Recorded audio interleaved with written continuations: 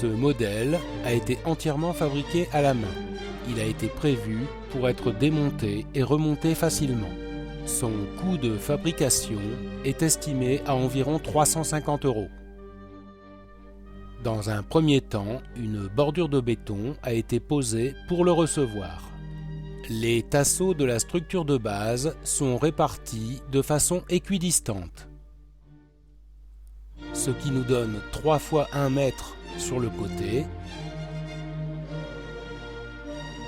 2 fois 1 mètre de face, soit une superficie de 6 mètres carrés. La hauteur est de 1,90 m. Pour renforcer la structure, des tasseaux horizontaux sont placés de chaque côté et sur la face avant, côté volière. De même, les angles sensibles sont renforcés par des équerres. Mise en place des 4 éléments de charpente qui soutiendront le toit.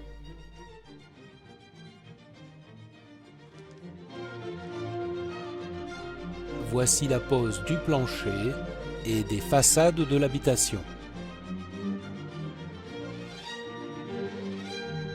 Ici le trou où viendront se greffer les futurs pondoirs et sur la face avant, l'emplacement de l'entrée pour les animaux et de la porte d'accès pour le nettoyage. Mise en place de la porte d'entrée dans le poulailler et de l'autre côté, la porte vers le parcours extérieur des volailles. Puis, pose du grillage sur les autres façades.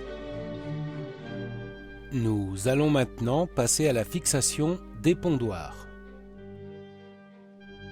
Bien, nous allons maintenant revenir sur la façade avant.